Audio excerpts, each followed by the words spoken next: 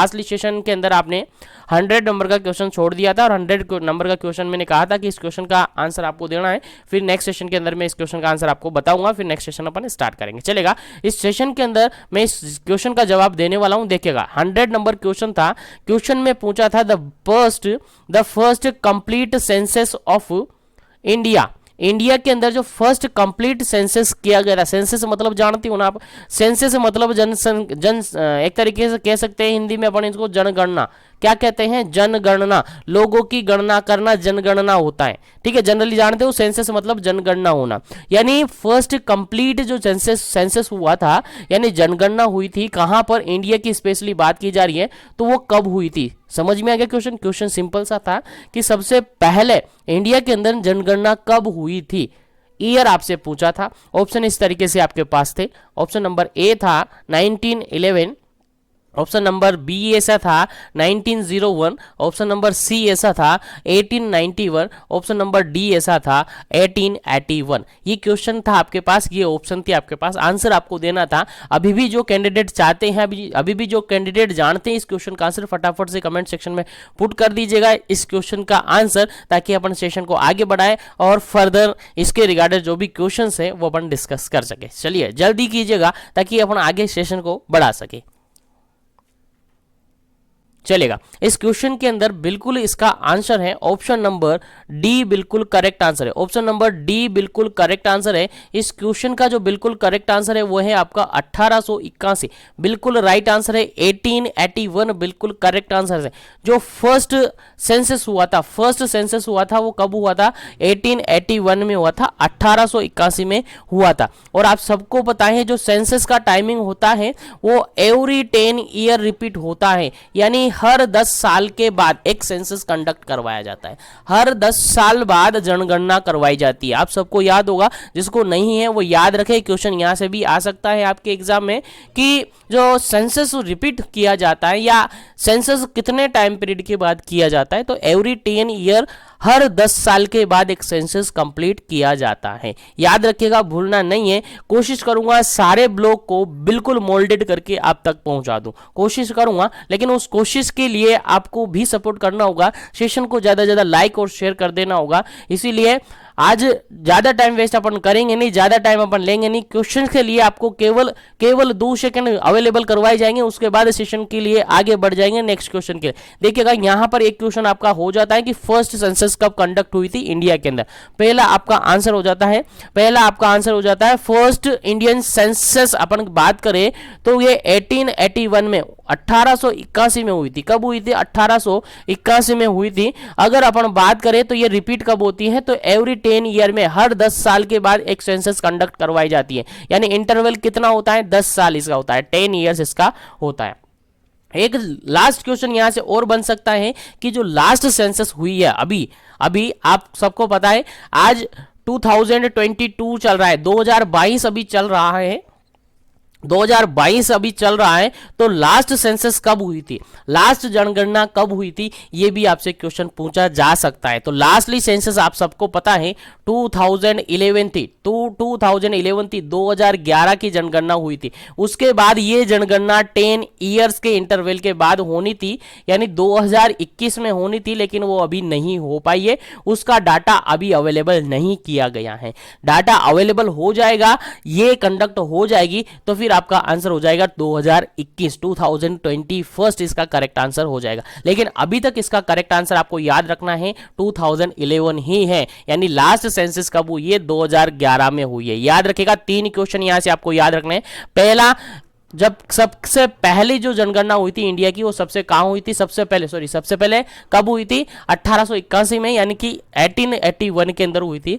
और ये रिपीट कब होती है? यानी एवरी 10 ईयर, हर 10 साल के अंदर ये रिपीट होती है। हर 10 साल के अंदर एक जनगणना होती है, यानी एक टाइम पीरियड आपको याद रखना है। उसके बाद लास्ट जनगणना, लास्ट सेंसस कब हुआ था इंडिया के अंदर?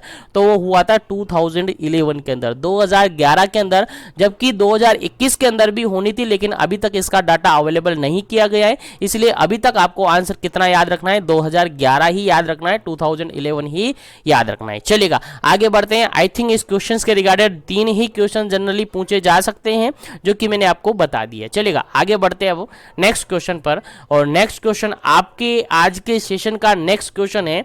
देखिएगा क्वेश्चंस के रिगार्डेड आपको टाइमिंग मिलेगा, सफिशिएंट टाइमिंग मिलेगा, और जितना टाइमिंग आपको वहां मिलता है वैसा ही टाइमिंग यहां मैं कोशिश करूंगा, लेकिन कम दूंगा क्योंकि क्वेश्चन अभी काफी सारे बाकी है अपने पास, काफी सारे क्वेश्चन हमें सोल्व करने। चलेगा क्वेश्चन है यहाँ पर 101 नंबर क्वेश्चन है, 101 नंबर क्वेश्चन है। क्वेश्चन कहता है where is the central surveillance unit of IDSP located. Question यहां पर सिंपल सा ये पूछा है where is the central surveillance unit of IDSP। IDSP की जो सेंट्रल सर्वाइलेंस यूनिट है वो कहां पर है, क्वेश्चन ये पूछा है आपसे। तो जल्दी से आपको आंसर कमेंट करना है कि जो सेंट्रल सर्वाइलेंस यूनिट है IDSP की वो कहां पर है। पहला ऑप्शन यहां पर है आपके पास NCDC, सेकेंड ऑप्शन यहां पर है ICMR, थर्ड ऑप्शन यहां पर है ministry of health and family welfare, fourth option यहां पर है एम्स। जल्दी से इस क्वेश्चन का आंसर देना है, और आई थिंक सबको इसका आंसर पता होगा, और आई थिंक ये क्वेश्चन आपको कोई नहीं बताएगा क्योंकि अगर आपने मॉड्यूल्स उठाए हैं, मॉड्यूल्स देखे हैं तो ही इस क्वेश्चन का आंसर आपको मिलेगा, अदरवाइज इस क्वेश्चन का आंसर आपको कहीं पर भी नहीं मिलेगा। देख लीजिएगा भले कहीं पर भी इस क्वेश्चन का आंसर आपको नहीं मिलेगा। चलेगा मैं कुछ पॉइंट यहां पर बता देता हूं, फिर इसका आंसर आपको बताता हूं, ठीक है। चलेगा सबसे पहले अगर अपन बात करें तो सेंट्रल सर्वाइलेंस यूनिट जो है, सेंट्रल सर्वाइलेंस यूनिट है किसकी, IDSP। अब IDSP क्या होता है सर, एक बार इसका फुल फॉर्म भी बता दीजिएगा, क्योंकि देखिएगा जहां शॉर्ट फॉर्म आती है वहां आपके एग्जाम में फुल फॉर्म भी पूछी जा सकती हैं, और IDSP की जो फुल फॉर्म होती हैं वो होती हैं I4 होता है इंटीग्रेटेड, I4 होता है इंटीग्रेटेड, याद रखेगा इंटीग्रेटेड। उसके बाद D4 होता है डिजीज, इंटीग्रेटेड डिजीज। S4 होता है सर्वाइलेंस, S4 होता है सर्वाइलेंस, S4 होता है सर्वाइलेंस, और P4 होता है प्रोजेक्ट, P4 होता है प्रोजेक्ट। तो देख लीजिएगा इसकी फुल फॉर्म आपको याद होनी चाहिए, इसकी फुल फॉर्म आपको याद होनी चाहिए। क्या होगी इसकी फुल फॉर्म, इसकी फुल फॉर्म होगी आपकी इंटीग्रेटेड डिजीज सर्वाइलेंस प्रोजेक्ट। तो इंटीग्रेटेड डिजीज सर्वाइलेंस प्रोजेक्ट के अंडर जो सेंट्रल सर्वाइलेंस यूनिट है वो कहां पर है, क्वेश्चन इस तरीके से आपसे पूछा था, तो इसका आंसर आपको देना था। अब 2 सेकंड में देता हूं, उसके बाद आपको आंसर दे देना है।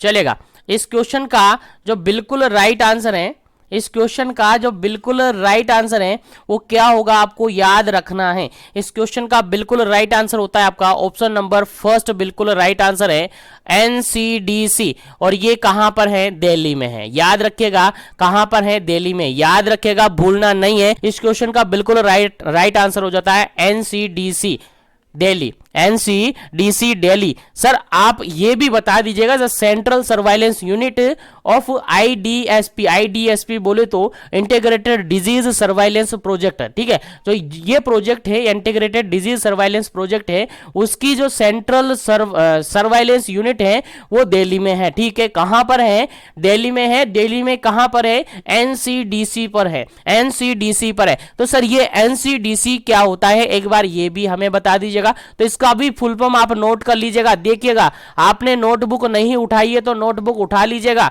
क्योंकि ये सारे क्वेश्चंस आपको याद रखने हैं, आपके एग्जाम में पूछे जा सकते हैं, और मैं बार बार कह रहा हूं ये क्वेश्चन आपको कोई भी नहीं बताएगा। चलेगा NCDC का अगर फुल फॉर्म अपन देखें तो नेशनल, N4 होता है नेशनल, N4 क्या होता है नेशनल, C4 होता है centre, national centre, national centre for disease, national centre for disease control. Full form आपको समझ में आ गई, N for national, C for centre, D for disease और C फॉर कंट्रोल। तो NCDC सेंटर जो कि दिल्ली में है, जो कि कहां पर है, दिल्ली में है। और ये किसका किसका लोकेशन है, किसका लोकेशन है, ये है आपका सेंट्रल सर्वाइलेंस यूनिट का।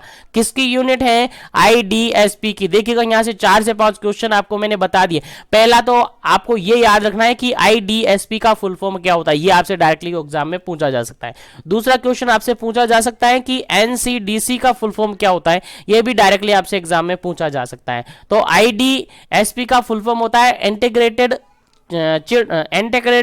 डिजीज सर्वाइलेंस प्रोजेक्ट, और एनसीडीसी का फुल फॉर्म होता है national centre for disease control. ये दोनों का फुल फॉर्म आपको याद रखनी है। उसके बाद आपको लोकेशन याद रखनी है कि जो सेंट्रल सर्वाइलेंस यूनिट है उसका लोकेशन कहाँ है, तो वो दिल्ली में है। दिल्ली में किस सेंटर पर, किस सेंटर पर, तो national centre disease control, national centre for disease control इस पर है। याद रखिएगा, भूलना नहीं है, बिल्कुल काफी इंपोर्टेंट है, इसीलिए आपको भूलना नहीं है। अब यहीं से एक दो क्वेश्चन और मैं आपको बताना चाहूंगा, याद रखिएगा, नोटबुक उठा लीजिएगा क्योंकि लिखना पड़ेगा, नहीं लिखेंगे तो आपको याद नहीं रहेगा। अगर मैं बात करूं यहीं पर कि जो IDSP integrated disease for surveillance project, integrated disease surveillance project के अंडर ही जो डिस्ट्रिक्ट सर्वाइलेंस यूनिट होती है, डिस्ट्रिक्ट सर्वाइलेंस यूनिट होती है, देखिएगा डीएसयू, डिस्ट्रिक्ट सर्वाइलेंस यूनिट होती है, उसके अंदर अगर मेंबर्स की बात अपन करें, ये कहां पर होती है, पहला पॉइंट तो ये रहता है। तो डिस्ट्रिक्ट सर्वाइलेंस यूनिट है तो डिस्ट्रिक्ट पर होती है, सभी डिस्ट्रिक्ट के पास ये यूनिट होती है, सभी डिस्ट्रिक्ट में एक यूनिट होती है, डिस्ट्रिक्ट के सभी डिस्ट्रिक्ट के पास एक यूनिट होती है, डिस्ट्रिक्ट सर्वाइलेंस यूनिट, ठीक है। तो एक यूनिट वहां पर होती है, ठीक है, याद रखिएगा, भूलना नहीं है। यहां पर कौन होता है, यहां पर होता है आपका डिस्ट्रिक्ट सर्वाइलेंस ऑफिसर होता है, डिस्ट्रिक्ट सर्वाइलेंस ऑफिसर यहां पर होता है। कौन होता है, डिस्ट्रिक्ट सर्वाइलेंस ऑफिसर यहां पर होता है। और डिस्ट्रिक्ट सर्वाइलेंस ऑफिसर के बाद अगर अपन देखें तो यहां पर अगर बात करें तो इसको सपोर्ट करने वाले एक तो डिस्ट्रिक्ट सर्वाइलेंस ऑफिसर होता है, डिस्ट्रिक्ट सर्वाइलेंस ऑफिसर होता है। इसी के साथ अगर इसकी हेल्प करने वाले स्टाफ की बात करें तो 3 यहां पर कॉन्ट्रेक्चुअल स्टाफ होते हैं, 3 यहां पर कॉन्ट्रेक्चुअल स्टाफ होते हैं। तो टोटल यहां पर मिला के चले, टोटल मिलाकर यहां पर चले 3 बेसिक स्टाफ यहां पर होते हैं। एक तो डीएसओ यानी डिस्ट्रिक्ट सर्वाइलेंस ऑफिसर यहां पर होता है, उसके साथ 3 सपोर्टिव स्टाफ यहां पर होते हैं, 3 कॉन्ट्रेक्चुअल स्टाफ यहां पर होते हैं। तो याद रखिएगा, आईडीएसपी की अगर बात करें सेंट्रल यूनिट के, अगर सेंट्रल सर्वाइलेंस यूनिट की बात करें तो ये दिल्ली में है और एनसीडीसी पर है, ठीक है, दिल्ली एनसीडीसी पर है। उसके अलावा अगर डिस्ट्रिक्ट की बात करें तो एवरी डिस्ट्रिक्ट में ये यूनिट होती हैं और यहां पर डिस्ट्रिक्ट सर्वाइलेंस ऑफिसर एक होता है, उसके साथ 3 ऑफिसर अलग होते हैं, 3 स्टाफ होते हैं जो कि कॉन्ट्रैक्ट बेस पर होते हैं। तो याद रखिएगा, भूलना नहीं है, ये सर्वाइलेंस यूनिट के रिगार्डेड आपको याद होना चाहिए। चलिएगा आगे बताता हूं मैं नेक्स्ट क्वेश्चन। इसी के साथ नेक्स्ट क्वेश्चन अगर बताया जाए आपसे तो यही आईडीएसपी के रिगार्डेड ही अभी अपन बात करें आईडीएसपी के रिगार्डेड ही अपन बात कर रहे हैं। तो जस्ट अ मिनट, 1 मिनट रुकिएगा।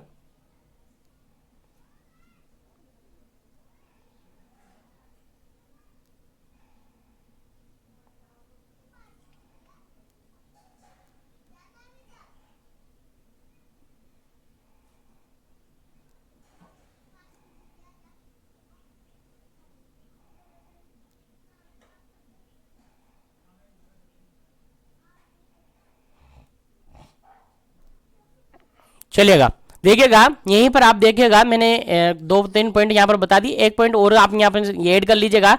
यहां पर अगर अपन बात करें आईडीएसपी की अगर बात करें तो यहां पर स्टेट सर्वाइलेंस यूनिट भी होती है, स्टेट सर्वाइलेंस यूनिट भी होती है। याद रखिएगा, नोट करते रहिएगा, कहीं पर भी आपको नहीं मिलेंगे, आपके एग्जाम में ही मिलेंगे, ठीक है। तो स्टेट सर्वाइलेंस यूनिट होती हैं। अगर इसकी बात करें तो एवरी स्टेट पर ये होती है, एवरी स्टेट पर ये एक होती है। एक कहां पर होती है, सभी स्टेट पर होती है, ठीक है, सभी स्टेट पर एक होती है। अगर यहां पर ऑफिसर की बात करें, ऑफिसर की अगर यहां पर बात करें अपन तो एक ऑफिसर होता है state surveillance officer, state surveillance officer यहां पर होता है।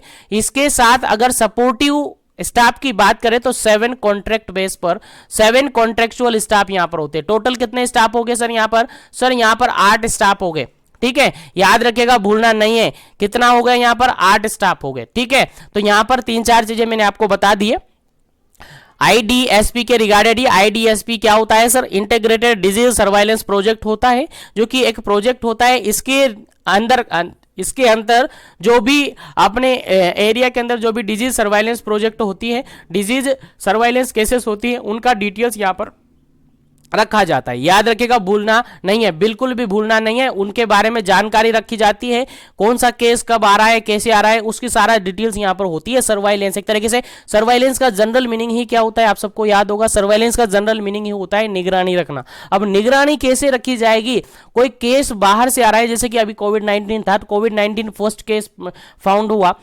फाउंड हुआ तो उसका डिटेल्स निकाला गया, केस कहाँ से आया, ये केस कहाँ था, ये पहले कहाँ मतलब रहता था, उसकी पूरी डिटेल्स निकालना। केस कब अफेक्ट हुआ था, कब वहां पर गया था, कैसे हुआ था, वो सारा डिटेल्स निकालते हैं, वही निगरानी होती है, वही है यहाँ पर सर्वाइलेंस। ठीक है, तो आईडीएसपी के regarded, integrated disease surveillance project के रिगार्डेड यही होता है, सर्वाइलेंस रखा जाता है, जिसकी हर यूनिट होती है। सेंट्रल लेवल पर एक यूनिट होती है जो कि दिल्ली पे है, ठीक है, दिल्ली में है, एनसीडीसी के रूप में वो दिल्ली में है। उसके बाद स्टेट लेवल पर होती है, उसके बाद डिस्ट्रिक्ट लेवल पर भी होती है। तो मैंने बता दिया, सेंट्रल लेवल पर बता दिया आपको, सेंट्रल लेवल पर तो आपकी एनसीडीसी है जो कि दिल्ली में है। उसके बाद अगर स्टेट लेवल की अपन बात करें तो स्टेट लेवल में भी ये होती है। एवरी स्टेट के पास एक यूनिट होती है जहां का ऑफिसर होता है स्टेट सर्वाइलेंस ऑफिसर होता है। उसके साथ 7 स्टाफ जनरेट होते हैं, कॉन्ट्रैक्ट बेस पर 7 स्टाफ होते हैं जो कि वहां के सर्वाइलेंस प्रोजेक्ट को कंप्लीट करने का काम करते हैं। बाकी अदर स्टाफ भी होते हैं, ऐसा नहीं है केवल 8 स्टाफ ही होते हैं, और भी स्टाफ होते हैं। लेकिन बेसिक अगर बात करें, अगर आपसे एग्जाम में क्वेश्चन पूछा जाए कि अगर स्टेट सर्वाइलेंस प्रोजेक्ट है, स्टेट सर्वाइलेंस यूनिट है, तो वहां पर टोटल कितने यूनिट होंगे, या फिर वहां का जो स्टेट सर्वाइलेंस ऑफिसर है उसके साथ कितने कॉन्ट्रैक्ट बेस पर स्टाफ होते हैं, तो आपका आंसर होगा 7। अगर अपन यही बात डिस्ट्रिक्ट के लिए करें, डिस्ट्रिक्ट सर्वाइलेंस यूनिट, यही बात अपन डिस्ट्रिक्ट के लिए करें, तो वहां पर डिस्ट्रिक्ट एवरी डिस्ट्रिक्ट को यह मिलता है, यानी एवरी डिस्ट्रिक्ट के पास एक यूनिट होती है। जहां के अगर स्टाफ की बात करें अपन, तो यहां पर एक तो डिस्ट्रिक्ट सर्वाइलेंस ऑफिसर होता है, उसके साथ एक डिस्ट्रिक्ट सर्वाइलेंस ऑफिसर होता है, उसके साथ 3 कॉन्ट्रैक्ट बेस पर स्टाफ होते हैं, 3 कॉन्ट्रैक्ट बेस पर स्टाफ होते हैं। ये जानकारी काफी इंपॉर्टेंट है, आप नोट कर लीजिएगा। मैंने 2-3 बार बोल दिया और काफी टाइम हो गया इस क्वेश्चन को मैं लेकर बैठा हूं, इसलिए ज्यादा टाइम वेस्ट हो रहा है, इसलिए जल्दी से जल्दी इसे नोट कर लीजिएगा। मेरा काम है आपको समझाना और मैं मेरा पूरा एफर्ट लगाऊंगा, 100% आपको अवेलेबल करवाऊंगा। बाकी आपके ऊपर है आपने कितना परसेंट लेना है। चलेगा, मैं आगे बढ़ता हूं इसी क्वेश्चन के साथ नेक्स्ट क्वेश्चन पर। नेक्स्ट क्वेश्चन यहां पर फिर से देखिएगा, काफी इंपॉर्टेंट क्वेश्चन है, समझ में आना चाहिए। ये क्वेश्चन काफी इंपॉर्टेंट है, समझ में आना चाहिए। चलेगा, नेक्स्ट क्वेश्चन आपके सामने है 102 नंबर, 102 नंबर क्वेश्चन है। क्वेश्चन ये कहता है P forum is field bye up. Question यहां पर है सर्वाइलेंस के रिगार्डेड ही है। जो पी फोरम है वो कौन भरता है, ये क्वेश्चन यहां पर है। ठीक है, पी फोरम जो है वो कौन भरता है। पहला ऑप्शन यहां पर है पेशेंट और रिलेटिव भरते हैं। सेकंड ऑप्शन है हेल्थ केयर प्रोवाइडर्स या हेल्थ केयर वर्कर्स भरते हैं। थर्ड ऑप्शन है मेडिकल ऑफिसर भरते हैं। और फोर्थ वन है ऑल ऑफ दीज भरते हैं। क्या सभी भरते हैं? पी फोरम जानते होंगे, आपने सुना होगा पी फोरम के नाम से। अगर नहीं सुना है तो कंसंट्रेशन के साथ क्लास में बने रहेगा, क्योंकि ऐसे क्वेश्चन केवल आपके मॉड्यूल्स में है और मॉड्यूल्स को ढूंढकर छान कर निकाल कर निचोड़ कर बिल्कुल हम ही निकाल रहे हैं, बिल्कुल आपके लिए अवेलेबल करवा रहे हैं। इसलिए सेशन को लाइक शेयर करते हुए कंटिन्यूअसली सेशन में बने रहे, आपको काफी बेनिफिट होगा। चलेगा, पी फोरम क्या है, सबसे पहली बात तो ये आ जाती है आपके सामने, क्योंकि आपने नाम ही पहली बार सुना होगा। काफी सारे कैंडिडेट जो भी क्लास में जुड़े हुए हैं, काफी सारों ने तो नाम ही पहली बार सुना होगा, सर पी फोरम भी होता है।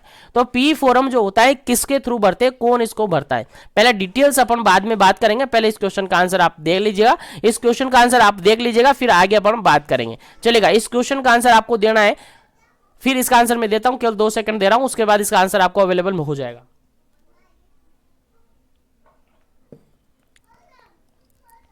चलेगा, इस क्वेश्चन का जो बिल्कुल राइट आंसर है आपका ऑप्शन नंबर सी बिल्कुल राइट आंसर है। जो पी फोरम होता है उसको फिल करता है आपका मेडिकल ऑफिसर। कौन? मेडिकल ऑफिसर फिल करता है। याद रखिएगा, इंपॉर्टेंट क्वेश्चन है, मेडिकल ऑफिसर इसको फिल करता है। अब अगर बात करें अपन फोरम की, तो इसी के अंतर्गत आते हैं जो भी अपन ने पढ़ा है आईडीएसपी। IDSP जो अभी अपन ने पढ़ा है, इंटीग्रेटेड डिजीज सर्वाइलेंस प्रोजेक्ट जो है, इसी के अंतर्गत आते हैं ये सारे फोरम, इसी के अंडर आते हैं सभी फोरम। कौन कौन से फोरम आते हैं मैं आपको बताना चाहूंगा। पहला फोरम आता है यहाँ पर एस फोरम। कौन सा फोरम आता है? एस फोरम यहाँ पर आता है। दूसरा फोरम यहाँ पर आता है पी फोरम। दूसरा फोरम आता है यहाँ पर पी फोरम, और यहाँ पर सॉरी दो ही फोरम यहाँ पर आते हैं। पहला फोरम एस फोरम होता है, दूसरा फोरम यहाँ पर पी फोरम होता है। याद रखेगा, पहला फोरम एस फोरम होता है, दूसरा फोरम यहाँ पर पी फोरम होता है। एक और फोरम होता है और वो होता है एल फोरम। तीन फोरम हो गए, ठीक है, तीन फोरम यहां पर हो गए, याद रखिएगा, भूलना नहीं है। IDSP के अंतर्गत तीन फोरम फिलअप होते हैं। पहला फोरम जो फिलअप होता है उसको कौन फिल करता है और क्या होता है? देखिएगा, पहला फोरम जो होता है इसको सस्पेक्टेड केस बोलते हैं। सस्पेक्टेड केस, सस्पेक्टेड केस के रूप में इसको फिल किया जाता है। किसके रूप में? सस्पेक्टेड केस के रूप में इसको फिल किया जाता है, और इसको फिल करता है आपका हेल्थ केयर प्रोवाइडर। इसको फिल करता है आपका हेल्थ केयर प्रोवाइडर इसको फिल करता है। याद रखिएगा, भूलना नहीं है। जो एस फोरम होता है ये सस्पेक्टेड केस होते हैं, और सस्पेक्टेड केस को फिल करता है आपका हेल्थ केयर वर्कर। आपका हेल्थ केयर वर्कर जो भी डाटा रिपोर्ट करता है उसको ये फील करता है। जो भी डाटा रिकॉर्ड करता है उसको ये फील करता है। याद रखिएगा, भूलना नहीं है। अगर अपन बात करें पी फोरम की, तो पी फोरम को फील करता है आपका मेडिकल ऑफिसर। कौन फील करता है? मेडिकल ऑफिसर फील करता है पी फोरम को। कौन फील करता है? पी फोरम को मेडिकल ऑफिसर फील करता है। और इसकी अगर बात करें तो ये इंडिकेट करता है प्रीसम्प्टिव जो केस होते हैं वो इसके अंतर्गत आते हैं। याद रखिएगा, भूलना नहीं है, बिल्कुल काफी इंपॉर्टेंट है। अगर एल फोरम की अगर अपन बात करें, तो ये जो एल फोरम होता है ये आता है आपका laboratory confirmative test. Laboratory confirmative test के अंतर्गत आता है। कंफर्मेटिव टेस्ट के अंतर्गत ये आता है। और इसको फील कौन करता है? जनरली इसको फील जो लेबोरेटरी टेक्नीशियन होते हैं वो फील करते हैं। लेब असिस्टेंट, लेबोरेटरी टेक्नीशियन होते हैं वो जनरली इसको फील कर सकते हैं, या फिर कोई भी जो हेल्थ केयर वर्कर्स होते हैं, असिस्टेंट होते हैं, वो इसको फील कर सकता है। बेसिकली दो ही क्वेश्चन आपके एग्जाम से पूछे जाते हैं, दो ही क्वेश्चन आपके यहाँ से पूछे जा सकते हैं। पहला क्वेश्चन यहाँ से पूछा जा सकता है कि जो एस फोरम है उसका इंडिकेशन क्या है? एस फोरम क्या इंडिकेट करता है? आपका आंसर जाएगा सर सस्पेक्टेड केस को ये इंडिकेट करता है। इसको फील करता है आपका हेल्थ केयर वर्कर। कौन फील करता है? हेल्थ केयर वर्कर इसको फील करता है। अगर पी फोरम की बात करें तो पी फोरम इंडिकेट करता है प्रीसम्प्टिव केस को इंडिकेट करता है, और इसको जो फील करता है आपका वो मेडिकल ऑफिसर फील करता है। याद रखिएगा, मेडिकल ऑफिसर इसको फील करता है। अगर एल फोरम की अगर अपन बात करें, अगर एल फोरम की बात करें तो ये इंडिकेट करता है जो लेबोरेटरी कंफर्मेटिव टेस्ट होते हैं, लेबोरेटरी कंफर्मेटिव जो केस होते हैं जिसमें लेबोरेटरी कंफर्मेशन के लिए चेकआउट होते हैं, डायग्नोसिस वगैरह बनवाने के लिए, तो जांचें वगैरह होती हैं वो इसके अंदर होते हैं, इस फॉर्म के अंदर फिल होता है। और इसको जनरली लैब टेक्नीशियंस फिल कर सकता है, या फिर अदर कोई भी स्टाफ इसको फिल कर सकता है। इसके अंदर कोई ऐसा स्पेसिफिक नहीं है। तो उम्मीद है यहां तक आपको समझ में आ गया होगा। अब आपको इस क्वेश्चन का आंसर भी समझ में आ गया होगा कि इस क्वेश्चन का आंसर मेडिकल ऑफिसर क्यों है। क्योंकि हमने कहा है कि पी फोरम कौन फिल करता है, तो पी फोरम कौन फिल किया? देखिए, पी फोरम किसने फिल किया? सर मेडिकल ऑफिसर ने फिल किया। इसलिए इस क्वेश्चन का आंसर क्या हो गया आपका? सी ऑप्शन बिल्कुल करेक्ट आंसर हो गया। सी ऑप्शन बिल्कुल करेक्ट आंसर हो गया। अब देखिएगा, अगर यह जानकारी आपने नोट नहीं की तो नोट कर लीजिएगा, क्योंकि यह जानकारी आपको काफी हेल्पफुल रहेगी आपके एग्जाम पॉइंट ऑफ व्यू से। कहीं से भी कैसे भी क्वेश्चन बन सकता है, क्योंकि आपके मॉड्यूल से बनने हैं, बाहर से कोई क्वेश्चन नहीं बनेगा। जो भी क्वेश्चन बनेगा आपके मॉड्यूल से ही बनेगा। इसलिए मॉड्यूल्स अगर आपने पढ़ना स्टार्ट नहीं किया तो एक बार उनको जरूर से पढ़ लीजिएगा, या फिर अपनी ये जो क्लासेस है जीवन एजुकेशन पर उनको कंटिन्यूअसली देखिएगा। सारे मॉड्यूल्स के निचोड़ आपको यहाँ पर अवेलेबल होंगे।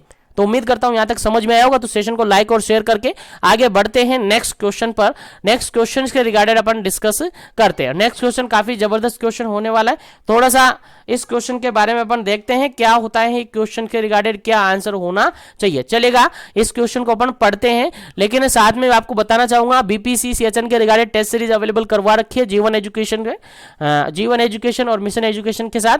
तो ऐप डाउनलोड नहीं किया तो कर लीजिएगा, प्ले स्टोर पर मिल जाएगा। चलिएगा, नेक्स्ट क्वेश्चन आपके सामने 103 नंबर क्वेश्चन है और यहां पर क्वेश्चन ये कहता है, देखिएगा, demography is derived from, demography किस लैंग्वेज से डिराइव्ड किया हुआ है, डेमोग्राफी जो है वो किस वर्ड से आया है। पहला क्वेश्चन यहां पर सिंपल सा क्वेश्चन पूछा है, डेमोग्राफी वर्ड आपने नाम सुना होगा, तो इस डेमोग्राफी वर्ड किस वर्ड से आया है, किस लैंग्वेज से बना है डेमोग्राफी। जल्दी से आपको आंसर कमेंट करना है, इसका करेक्ट आंसर क्या होना चाहिए, आपके अकॉर्डिंग इसका करेक्ट आंसर क्या होना चाहिए। चलेगा, पहला ऑप्शन यहां पर है डेमोग्राफी लैटिन वर्ड से आया है, सेकंड ऑप्शन है डेमोग्राफी आपका ग्रीक वर्ड से आया है, थर्ड ऑप्शन है डेमोग्राफी आपका उर्दू से आया है, फोर्थ ऑप्शन है डेमोग्राफी आपका फ्रेंच लैंग्वेज से आया है। जल्दी से आपको आंसर देना है क्या इसका करेक्ट आंसर होगा, जल्दी से आंसर देना है क्या इसका करेक्ट आंसर होगा, जल्दी कीजिएगा ताकि आगे बढ़े नेक्स्ट क्वेश्चन पर।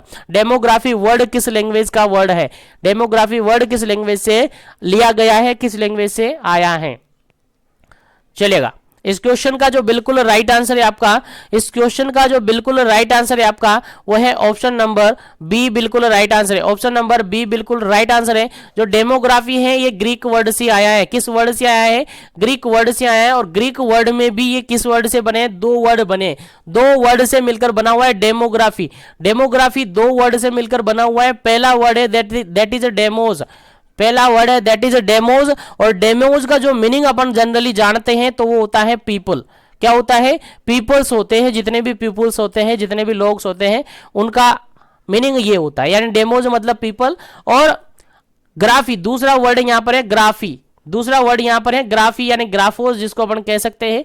इसका मीनिंग होता है, इसका मीनिंग होता है राइटिंग करना, इसका मीनिंग होता है राइटिंग होना या फिर डिस्क्रिप्शन होना, डिस्क्रिप्शन होना या फिर इसका मेजरमेंट होना, या फिर इसका मेजरमेंट होना, ये सभी इसके मीन्स होते हैं। तो डेमोग्राफी जो वर्ड है वो ग्रीक वर्ड से लिया गया है जिसके दो वर्ड है डेमोज और ग्राफी। डेमोज मतलब होता है यहाँ पर पीपल और ग्राफी मतलब रिटर्न डिस्क्रिप्शन या फिर मेजरमेंट होता है। यानी जनरली अपन कहे तो डेमोग्राफी एक ब्रांच है जिसके अंदर मेजरमेंट किया जाता है, डिस्क्रिप्शन लिया जाता है, रिटर्न किया जाता है क्या, लोगों को, लोगों को बोले तो पॉपुलेशन को, लोगों को बोले तो पॉपुलेशन को। यानी ऐसी ब्रांच है जिसके अंदर पॉपुलेशन का स्टडी किया जाता है, पॉपुलेशन को मेजर किया जाता है, पॉपुलेशन का डिस्क्रिप्शन रखा जाता है। ऐसी ब्रांच को क्या कहते हैं, डेमोग्राफी कहते हैं। उम्मीद है यहां से आपको जानकारी समझ में आ गई होगी। तो आगे बढ़ते हैं, यहां से डेफिनेशन क्लियर हो गई होगी और लैंग्वेज क्लियर हो गई होगी कि किस लैंग्वेज से लिया गया है। चलेगा, आगे बढ़ते हैं नेक्स्ट क्वेश्चन पर।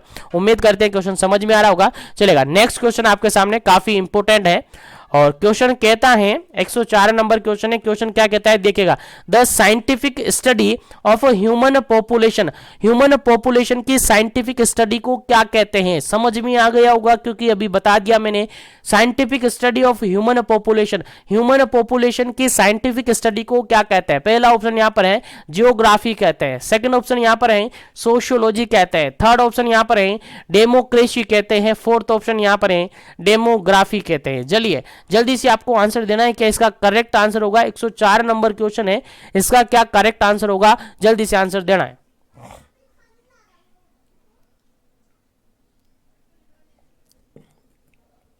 चलेगा, इस क्वेश्चन का जो बिल्कुल राइट आंसर है, उम्मीद करता हूं सबको याद होगा क्योंकि जो कैंडिडेट क्लास में कंटिन्यूअसली बने हुए हैं और कंसंट्रेशन के साथ बने हुए हैं उनको आंसर पता चल गया। क्योंकि जस्ट इसके पहले के क्वेश्चन के अंदर ही बताया मैंने कि डेमोग्राफी क्या होता है, ग्रीक वर्ड से लिया गया है जिसका मीन्स होता है पीपल, और जिसका मीन्स होता है पीपल और उनका डिस्क्रिप्शन लेना, उनका मेजरमेंट करना। यहां पर लिखा यही है कि scientific study of human population, यानी ह्यूमन पॉपुलेशन का अगर साइंटिफिक स्टडी अपन कर रहे हैं तो उस कंडीशन को, उस ब्रांच को या उस स्टडी को बोला जाता है डेमोग्राफी। याद रखेगा, भूलना नहीं है, आपके एग्जाम में इजीली क्वेश्चन पूछा जा सकता है। चलेगा, आगे बढ़ते हैं अब नेक्स्ट क्वेश्चन पर। नेक्स्ट क्वेश्चन काफी जबरदस्त क्वेश्चन है और ये क्वेश्चन बीपीसीसीएसएन का जो प्रीवियसली एग्जाम हुआ है उसके अंदर 2 बार पूछा हुआ है। दो बार पूछा हुआ है, इसलिए क्वेश्चन का आंसर आपको आना चाहिए। और दो बार मैंने भी बताया हुआ है इस क्वेश्चन का आंसर कि इस क्वेश्चन का आंसर क्या होगा। प्रीवियसली जो क्लासेस हुई थी उनके अंदर मैंने इस क्वेश्चन को सोल्व भी करवाया हुआ है। नहीं देखी हो तो सभी क्लासेस जरूर देखें, सारी क्लासेस आपके एग्जाम पॉइंट ऑफ व्यू से काफी इंपॉर्टेंट है। और अगर आपको लगता है कि नहीं हमें तो नहीं देखनी, तो फिर वो आपके ऊपर है, आपको कितना परसेंट लेना है, मुझे 100% देना है, चलेगा।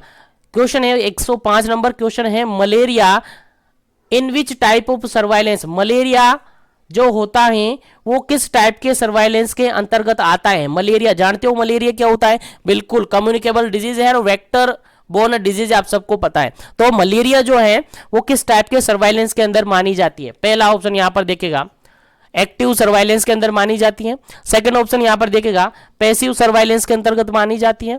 थर्ड ऑप्शन यहां पर देखेगा सेंटिनेल सर्वाइलेंस के अंतर्गत मानी जाती है। फोर्थ ऑप्शन याद देखिएगा ऑल ऑफ दीज के अंदर ये मानी जाती है। चलिएगा जल्दी से बताइएगा जो मलेरिया है किस टाइप की सर्वाइलेंस होती है, मलेरिया जो है किस टाइप की सर्वाइलेंस के अंतर्गत आप कह सकते हैं।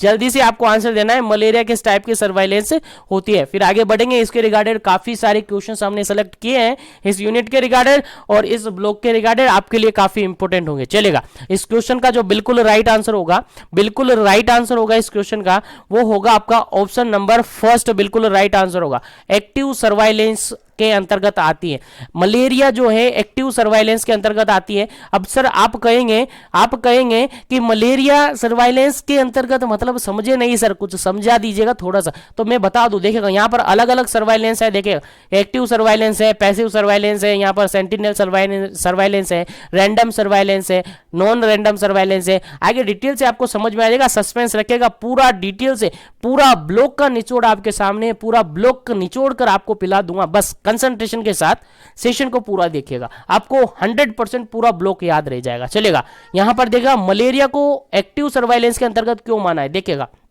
याद रखना है बात। मलेरिया को एक्टिव सर्वाइलेंस, अलग अलग टाइप की सर्वाइलेंस होती है और सर्वाइलेंस का जनरल मीनिंग क्या होता है, मैंने आपको जनरल हिंदी में कहा था कि सर्वाइलेंस मतलब होता है एक तरीके से ऑब्जर्वेशन करना, एक तरीके से निगरानी रखना, निगरानी रखना एक तरीके से, यही होता है सर्वाइलेंस का एक्चुअल मीनिंग, बिल्कुल यही होता है सर्वाइलेंस मतलब एक तरीके से निगरानी रखना ही होता है। तो यहां पर देखिएगा पहला जो आपने कहा है कि मलेरिया किसके अंतर्गत आती है, एक्टिव सर्वाइलेंस के अंतर्गत आती है। क्यों आती है, देखिएगा जो एक्टिव सर्वाइलेंस होता है इसका मीनिंग होता है या इसके अंदर क्या होता है, देखिए एक्टिव सर्वाइलेंस इस टाइप की सर्वाइलेंस होती है जिसके अंदर जो हेल्थ वर्कर होते हैं, जो हेल्थ वर्कर होते हैं वो वर्कर खुद सेल्फ क्या करते हैं, सेल्फ कहां जाते हैं, कम्युनिटी के अंदर जाते हैं। सेल्फ कहां जाते हैं, खुद ही कहां जाते हैं, कम्युनिटी के अंदर जाते हैं और कम्युनिटी के अंदर जाकर door to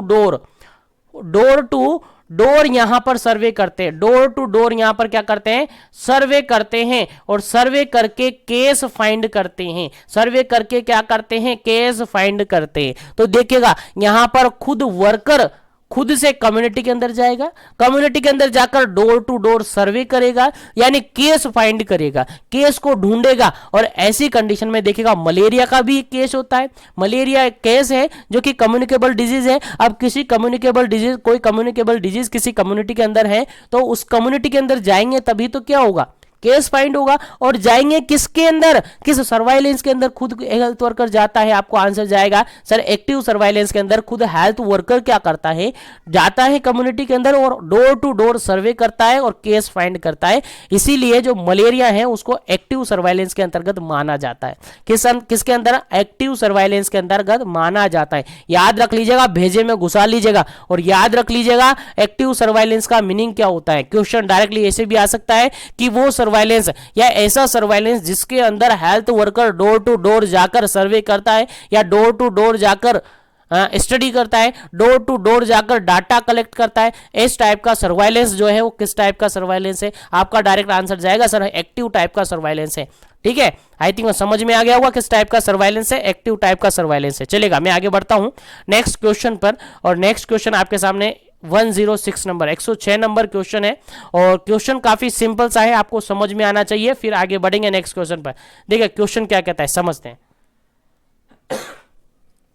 which is the surveillance where the report are weighted and no attempt are made to seek report actively from participant in a system. देखिएगा क्वेश्चन यहां पर यह कहता है कि कोई सिस्टम है, अब उस सिस्टम के अंदर जो पार्टिसिपेंट है यानी हेल्थ केयर वर्कर है वो क्या करते हैं, खुद कम्युनिटी के अंदर नहीं जाते हैं, खुद वहां पर किसी भी टाइप का कोई सीकिंग रिपोर्ट नहीं बनाते हैं, किसी भी टाइप का कोई अटेम्प्ट वहां पर नहीं करते हैं, मतलब कम्युनिटी में किसी टाइप का अटेम्प्ट नहीं करते। क्या करते हैं, अवेट करते हैं, इंतजार करते हैं, इंतजार करते हैं। किसका इंतजार करते हैं, कि कोई आए और हमें रिपोर्ट सबमिट कराए, कोई आए हमें रिपोर्ट सबमिट कराए। तो इस टाइप का सर्वाइलेंस कहां पर होगा, किस टाइप का सर्वाइलेंस है, उम्मीद है समझ में आ गया होगा मीनिंग। बाकी आपको समझ में कितना आता है कितना नहीं आता है वो आपके ऊपर है। अगर कंसंट्रेशन के साथ मेरी लैंग्वेज को समझते हुए पढ़ेंगे तो 100% निचोड़ भेजे में घुस जाएगा और पेपर में भी उतर जाएगा। चलिएगा इस क्वेश्चन का आंसर आपको देना है। फर्स्ट ऑप्शन देखेगा एक्टिव सर्वाइलेंस, सेकंड ऑप्शन देखेगा पैसिव सर्वाइलेंस, थर्ड ऑप्शन देखेगा सेंटिनल सर्वाइलेंस और फोर्थ ऑप्शन देखेगा ऑल ऑफ दीज। जल्दी से आपका आंसर बता दीजिएगा। देखिएगा अगर नहीं आता है तो एलिमिनेशन लगा दीजिएगा, आपको समझ में आ जाएगा, 100% आपको आंसर मिल जाएगा। चलेगा चलिए देखिएगा इस क्वेश्चन का अगर अपन आंसर देखें तो देखा एक्टिव सर्वाइलेंस तो होगा नहीं क्योंकि इसमें तो इंतजार हो रहा है। एक्टिव सर्वाइलेंस में तो खुद हेल्थ वर्कर जाता है कम्युनिटी के अंदर और डोर टू डोर सर्वे करता है, केस फाइंड करता है, तो ये तो आएगा नहीं। ये नहीं आएगा तो फोर्थ ऑप्शन ऑटोमेटिकली कट गया। अब बची दो सर्वाइलेंस और यहां पर कहा गया है कि जो हेल्थ केयर वर्कर है वो खुद नहीं जा रहा है, क्या कर रहा है, इंतजार कर रहा है, मतलब पैसिवली पार्टिसिपेट होगा। आपका आंसर चला जाएगा कहां पर बी ऑप्शन पर। तो यहां पर क्या आंसर हो जाएगा आपका second number option B option passive surveillance. तो पैसिव सर्वाइलेंस क्यों हुआ सर, यहां पर हेल्थ केयर वर्कर कुछ नहीं कर रहा है, इंतजार कर रहा है किसका, कि कोई आए और मुझे डाटा दे। इस टाइप का जो सर्वाइलेंस है वो किसके अंदर आएगा, वो पैसिव सर्वाइलेंस के अंदर आएगा। लाइक अगर एग्जांपल की मैं बात करूं जो ट्यूबरकुलोसिस होती है, जो टीबी बीमारी होती है, उसके अंदर जो डोट थेरेपी होती है, डोट थेरेपी के अंदर एक शॉर्ट कोर्स चलता है। अब देखेगा मान के चलेगा ये हॉस्पिटल है और यहाँ की ये कम्युनिटी है, यहाँ पर 10 लोगों को डॉट थेरेपी चल रही है, तो यहाँ से हेल्थ केयर वर्कर यहाँ नहीं आ रहा है। यहाँ से हेल्थ केयर वर्कर अगर कम्युनिटी के अंदर आता है तो फिर वो तो एक्टिव सर्वाइलेंस होता है, लेकिन यहाँ से कम्युनिटी के अंदर नहीं जा रहा है। कम्युनिटी से लोग क्या कर रहे हैं, यहाँ पर आ रहे हैं, कहाँ पर, हेल्थ केयर सिस्टम पर आ रहे हैं और हेल्थ केयर सिस्टम में आकर जो यहाँ पर हेल्थ केयर प्रोवाइडर है उसको डाटा अवेलेबल करवा रहे हैं, उसको क्या करवा रहे हैं, डाटा अवेलेबल करवा रहे हैं। यानी टोटल मिलाकर जो हेल्थ केयर वर्कर है वो क्या कर रहे हैं, वेट कर रहे हैं किसका, डाटा का। इस टाइप की जो सर्वाइलेंस होती है that is surveillance, that is passive type की सर्वाइलेंस होगी। याद रखिएगा, भूल मत जाना क्योंकि इंपोर्टेंट है। वेट किया जा रहा है, आपका आंसर चला जाएगा। सर वेट किया जा रहा है, हमारा आंसर चला जाएगा पैसिव पर, क्योंकि एक्टिव तो किसी भी टाइप से नहीं होगा, वो पैसिव होगा। और सेंटिनल में सर क्या होता है, तो पेशेंस रखेगा, सेंटिनल्स भी आपको समझ में आएगा। तो दो टाइप का सर्वाइलेंस उम्मीद करता हूं आपको इजीली समझ में आ गया होगा, भेजे में घुस गया होगा। नहीं घुसा है तो घुसा लीजिएगा, अभी घुस जाएगा, थोड़ी देर और वेट कीजिएगा, सेशन को पूरा देखेगा, सब कुछ भेजे में घुसेगा। चलेगा नेक्स्ट क्वेश्चन आपके सामने है, क्वेश्चन काफी इंपोर्टेंट देखेगा, क्वेश्चन समझ में आना चाहिए, फिर ऑप्शन आपको समझ में आना चाहिए। देखिएगा यहां पर क्वेश्चन क्या कहता है, क्वेश्चन ये कहता है 107 नंबर क्वेश्चन है। क्वेश्चन कहता है कि which is the surveillance which is the based on the collection of data from a sample, random or non-random of collecting a site as indicator data for the rest of the population in order to identify the case of the disease। देखिएगा यहां पर question ये है कि मान के चलेगा ये आपकी कम्युनिटी है, कम्युनिटी समझ में आना चाहिए क्वेश्चन। देखिएगा मेरा पर्पज ये नहीं है कि आपको क्वेश्चन दे दूं, बस क्वेश्चन दे दूं आंसर बता दूं, बस ये मेरा पर्पज नहीं है। मेरा पर्पज ये है कि जो भी क्वेश्चन मैं बताऊं वो आपको याद होना चाहिए, वो आपको समझ में आना चाहिए। उसके रिगार्डेड अगर दूसरा क्वेश्चन बनाकर भी आए ना, लैंग्वेज चेंज करके भी आए ना, तो आप इजीली क्वेश्चन समझ में आ जाए, इजीली समझ में आ जाए। इसीलिए कहता हूं ब्लॉक का सुपड़ा अपन साफ कर देंगे, लेकिन आपको एक्टिवली पार्टिसिपेट करना होगा।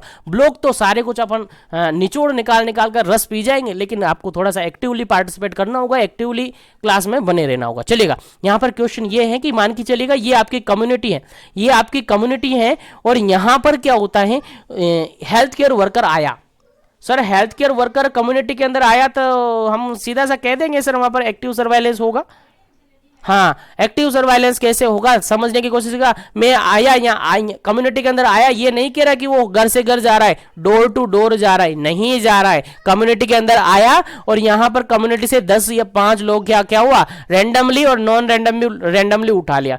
कैसे, रैंडम और नॉन रैंडम दोनों तरीके से 5 से 10 लोगों को यहाँ से उठा लिया। 5 लोग तो रैंडम, 10 लोग तो रैंडमली उठा लिए और नॉन रैंडमली 5 लोग उठा लिए। इनको उठा लिया, केस उठा लिए और जाकर डाटा सबमिट कर रहे हैं। तो इस टाइप का जो रेस्टिंग जो पॉपुलेशन है उसको इन दो रैंडम और नॉन रैंडम तरीके से सैंपल कलेक्ट किया ना, उससे उनका अंदाजा लगाया जाता है, उनसे उसके रिगार्डेड उनका केस फाइंड किया जाता है। यानी रैंडम और नॉन रैंडमली अगर सैंपल कलेक्ट किया जा रहा है, रैंडमली और नॉन रैंडमली कलेक्शन किया जा रहा है डाटा का, तो इस टाइप की जो सर्वाइलेंस होगी वो कौन सी होगी। क्वेश्चन समझ में आ गया, क्वेश्चन आपको समझ में आ गया। क्वेश्चन ये ही कहता है एक्चुअली में, और आपको ऐसे ही समझ के क्वेश्चन को सोल्व करना है। चलेगा, एक्टिवली पार्टिसिपेट यहां पर हो नहीं रहा है।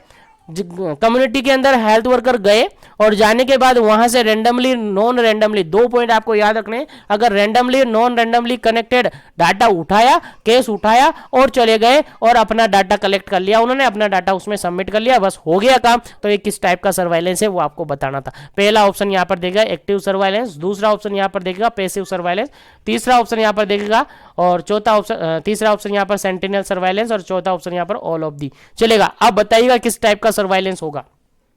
तो आपका आंसर तो इजीली समझ में आ गया होगा यार। सर पहला ऑप्शन तो आपने बताया कि सर डोर टू डोर तो गया ही नहीं, और हमारा आंसर तो ये जाएगा जब कम्युनिटी के अंदर कोई हेल्थ केयर वर्कर खुद जा रहा है और खुद जाकर वो सर्वे टाइप में, यानी होम टू होम या डोर टू डोर जाकर सर्वे कर रहा है, तो वो इसके अंदर आएगा। तो ये तो हो नहीं रहा। उसके बाद पैसिव तो हो नहीं रहा, क्योंकि हेल्थ केयर वर्कर खुद जा रहा है, तो पैसिव तो हो नहीं रहा। यहां पर सेंटिनल सर्वाइलेंस होगा। कौन सा सर्वाइलेंस होगा, सेंटिनल सर्वाइलेंस आपका होगा। कौन सा सर्वाइलेंस होगा, सेंटिनल सर्वाइलेंस होगा, क्योंकि रैंडमली और नॉन रैंडमली अगर कलेक्शन किया जा रहा है डाटा का, तो हम डायरेक्टली कहेंगे पॉपुलेशन के अंदर से कौन सा सर्वाइलेंस हो रहा है, सेंटिनल सर्वाइलेंस हो रहा है। तो तीनों सर्वाइलेंस आपको समझ में आ गए। सर कैसे समझ में आ गए, एक बार फिर से रिपीट कर दीजिएगा प्लीज, एक बार फिर से रिपीट कर दीजिएगा ताकि भेजे में बैठ जाए। चलेगा, बता देता हूं। यहां पर अगर हेल्थ केयर वर्कर खुद कम्युनिटी के अंदर जाकर डोर टू डोर, कहां पर, डोर टू डोर अगर सर्वे टाइप में अगर डाटा कलेक्ट करता है तो वो एक्टिव सर्वाइलेंस होगा। लेकिन अगर हेल्थ केयर वर्कर कहीं पर भी नहीं जाते, कोई भी अटेम्प्ट नहीं करते, केवल वेट करते, केवल क्या करते हैं, वेट करते हैं किसका, डाटा का, कि कोई आए और मुझे डाटा सबमिट करे, आए कोई मुझे डाटा सबमिट करे। जैसे डोर थेरेपी है, कोई ओपीडी के अंदर आया तो वो सबमिट ही कराए, डॉक्टर के पास आया, दिखाने आया तो उसको सारा इन्वेस्टिगेशन करवाएगा, तो वो क्या एक तरीके से पैसिवली सर्वाइलेंस के अंदर माना जाता है। उसके अलावा सेंटिनल सर्वाइलेंस के अंदर रैंडमली और नॉन रैंडमली अगर बात की जाती है तो सेंटिनल सर्वाइलेंस। तो 3 पॉइंट आपको याद रखने हैं। और मलेरिया की बात करें तो मलेरिया किस टाइप का है, अगर देखेगा मलेरिया है, कोई डिजीज कंडीशन है और बोला जाता है किस टाइप का सर्वाइलेंस है, तो वो जनरली एक्टिव सर्वाइलेंस के अंदर आता है। क्योंकि ऐसी कंडीशन में क्या होता है, हेल्थ केयर वर्कर खुद कम्युनिटी के अंदर जा रहा है, कम्युनिटी के अंदर जैसे कि लेप्रोसी है, जैसे कि कोविड-19 है, जैसे कि जो नॉन कम्युनिकेबल डिजीज एनसीडीज है, ये सारे एक्टिव सर्वाइलेंस के अंदर माने जाते हैं, क्योंकि इनके रिगार्डेड सर्वे कंडक्ट करने पड़ते हैं, डोर टू डोर सर्वे के लिए जाना पड़ता है। आई थिंक समझ में आ गया होगा। और सर्वाइलेंस के रिगार्डेड आपका कोई भी क्वेश्चन किसी भी टाइप से गलत नहीं होगा, ऐसा मुझे विश्वास हो गया है। और इसी के साथ मैं सेशन को आगे बढ़ाता हूं। बस आपको सेशन को लाइक और शेयर करके आगे बढ़ा देना है, ताकि सभी लोग इससे जुड़ जाए और सभी को इनका बेनिफिट हो जाए, क्योंकि इस टाइप से जो क्वेश्चन है आपको कहीं मिलने वाले नहीं है। और आप सबसे कहना चाहूंगा, अगर अभी तक आप टेस्ट सीरीज से ज्वाइन नहीं हुए हैं तो टेस्ट सीरीज पर जरूर से विजिट कर लीजिएगा, जरूर से ज्वाइन हो जाएगा, क्योंकि वहां पर इस तरीके से प्रैक्टिस हो रही है कि एज इट इज आपको एग्जाम में बैठा हुआ है, यानी एग्जाम तरीके से अगर प्रैक्टिस हो गई है आपकी, देखिएगा समझाने की मैं पूरी कोशिश कर रहा हूँ, पढ़ाने की मैं पूरी कोशिश कर रहा हूँ, सिलेबस को कवर मैं पूरा करूंगा, लेकिन इसके रिगार्डेड आपको प्रैक्टिस भी तो चाहिए ना, तो प्रैक्टिस कहां पर करोगे, तो प्रैक्टिस के लिए भी मैंने प्लेटफॉर्म बना रखा है, डोंट वरी, पेशेंस रखिएगा और वहां से ज्वाइन हो जाएगा। बीपीसीसीएचएन के रिगार्डेड टेस्ट सीरीज जारी है वहां पर, और मिशन एजुकेशन ऐप डाउनलोड नहीं किया तो कर लीजिएगा, अभी प्ले स्टोर पर मिल जाएगा, और वहां से जो बीपीसीसीएचएन के रिगार्डेड टेस्ट सीरीज है उसको फटाफट से ज्वाइन कर लीजिएगा, और डेली वहां पर टेस्ट देखने को मिल रहा है, जैसा कि अभी तक आप वहां पर 5 टेस्ट दे चुके हैं, आगे कंटिन्यूअसली टेस्ट वहां पर डेली अप टू डेट मिलेगा, डोंट वरी, पेशेंस रखिएगा, बढ़ते रहेगा इसी तरीके से और कंटिन्यूअसली बने रहेगा हमारे साथ। और चलिएगा नेक्स्ट क्वेश्चन की बात करते हैं, 108 नंबर क्वेश्चन है, काफी इंपॉर्टेंट क्वेश्चन है, देखिएगा। और सभी कैंडिडेट से कहना चाहूंगा, जिन कैंडिडेट को लग रहा है कि यहां पर रुकने से टाइम वेस्ट हो रहा है, वो कैंडिडेट जा सकता है, उसके लिए टाइम वेस्ट करने की जरूरत नहीं है, ठीक है। और जिसको लगता है कि नहीं हमें सर आपकी क्लास से काफ़ी कुछ मिल रहा है, काफ़ी कुछ बेनिफिट हो रहा है, काफ़ी अच्छी तरीके से समझ में आ रहा है, उनके लिए बिल्कुल वेलकम है, और अच्छी तरीके से कंसंट्रेशन के साथ बने रहे, क्योंकि मेरा टारगेट ही यही है कि सभी तक डाटा पहुंचाया जाए, सभी तक कंटेंट पहुंचा जाए और काफी अच्छी लैंग्वेज में पहुंचाया जाए। चलिए नेक्स्ट क्वेश्चन की बात करते हैं, 108 नंबर क्वेश्चन है, क्वेश्चन काफी सिंपल सा इजी सा है, देखिएगा। इस क्वेश्चन के रिगार्डेड अपन डिस्कस करते हैं। यहां पर क्वेश्चन है tuberculosis control, the sputum sample is collected at the health centre by the health care worker और डॉट वर्कर। चलिएगा क्वेश्चन सिंपल सा समझ में आ गया होगा कि ट्यूबरकुलोसिस कंट्रोल करने के लिए स्पुटम सैंपलिंग कलेक्ट किया जा रहा है at the health care centre पर, हेल्थ केयर सेंटर पर स्पुटम कलेक्ट किया जा रहा है टीबी को कंट्रोल करने के लिए। तो ये किस टाइप का सर्वाइलेंस है, जल्दी से आंसर देना है, किस टाइप का सर्वाइलेंस है। उम्मीद है आप सबको समझ में आ गया होगा सर्वाइलेंस के सारे टाइप। तो इस क्वेश्चन का राइट आंसर आपसे मांग रहा हूं मैं, फटाफट से आंसर दीजिएगा, 5 सेकंड आप ले लीजिएगा, इससे ज्यादा आपको नहीं मिलेगी।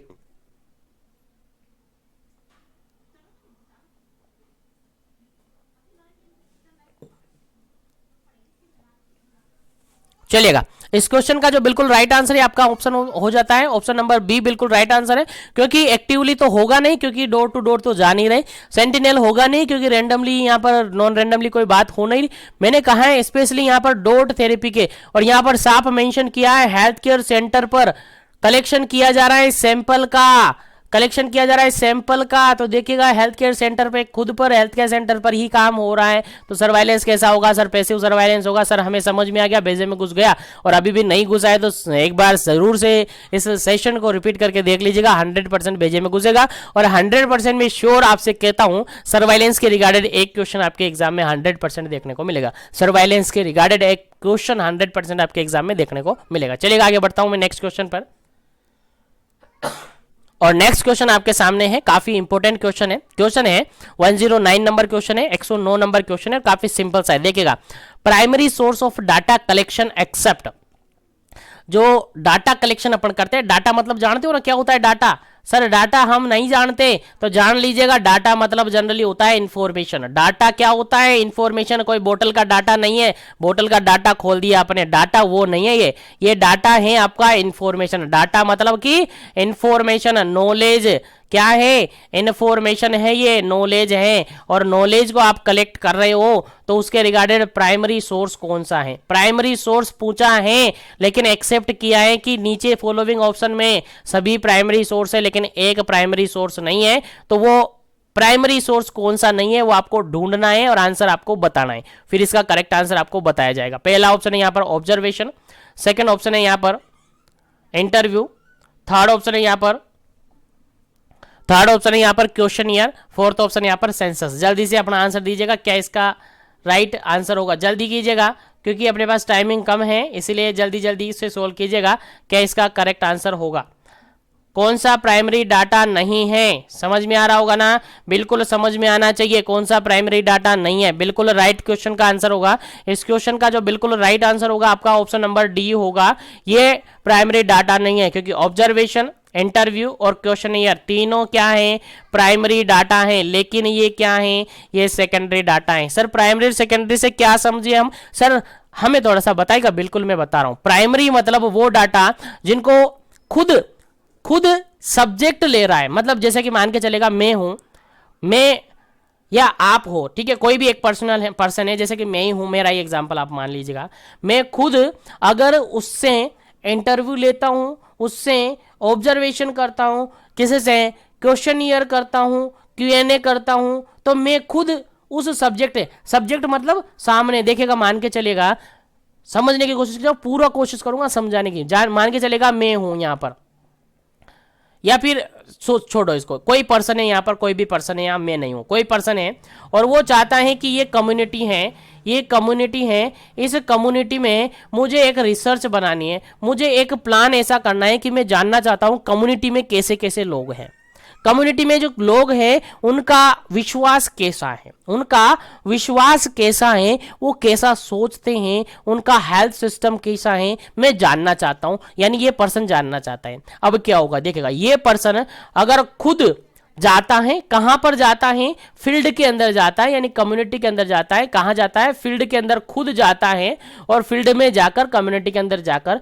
खुद डाटा कलेक्ट करता है। डाटा कलेक्ट करता है कैसे करेगा, या तो वहां पर जाकर बैठ जाएगा और जो लोग कर रहे हैं उसको ऑब्जर्व करता रहेगा, यानी ऑब्जर्वेशन करता रहेगा, उनको देखता रहेगा, या फिर कुछ लोगों को इकट्ठा कर लेगा और इकट्ठा करके टीम बना देगा और ग्रुप बना देगा कि आज आपके लिए मैं कुछ लेकर आया हूं और आपसे मुझे कुछ इन्फॉर्मेशन चाहिए, तो उनसे इंटरव्यू लेकर, उनसे एक एक बुलाकर उनको इंटरव्यू लेकर डाटा कलेक्ट करेगा। या फिर उनसे एक क्वेश्चन पेपर बनाकर बनाया हुआ होता है इनके पास, वो उसको सबमिट कर देगा और उनसे दे देगा और उनसे डाटा कलेक्ट कर लेगा। क्वेश्चन ईयर मतलब जानते हो ना, तो उनको दे देगा और उनसे वो डाटा कलेक्ट कर लेगा। तो इस टाइप का कलेक्शन जो हो रहा है प्राइमरी कर रहा है। प्राइमरी मतलब जो पर्सन है जो डाटा कलेक्ट कर रहा है वो खुद कम्युनिटी या फील्ड के अंदर जाकर डायरेक्टली सब्जेक्ट से डाटा कलेक्ट कर रहा है, डायरेक्टली सब्जेक्ट से डाटा कलेक्ट कर रहा है, बीच में कोई मीडियम वहां पर नहीं आ रहा है, बीच में कोई मीडियम वहां पर नहीं आ रहा है। इस टाइप का जो डाटा होता है, इस टाइप का जो सोर्स होता है उसको अपन प्राइमरी सोर्स कहते हैं, उसको अपन क्या कहते हैं, प्राइमरी सोर्स कहते हैं, यानी ऑब्जर्वेशन के थ्रू,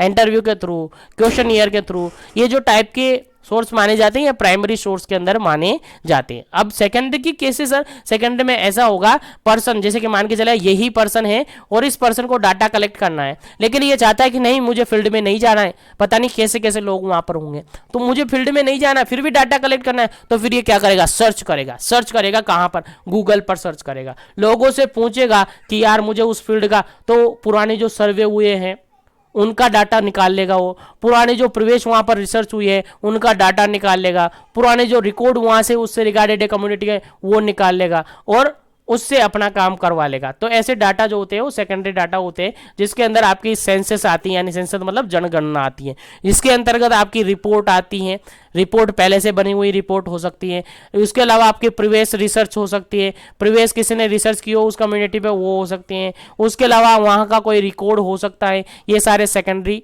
डाटा के अंदर आते हैं, सेकेंडरी सोर्स के अंदर आते हैं। तो उम्मीद है यहाँ तक आपको कंप्लीटली समझ में आ गया होगा।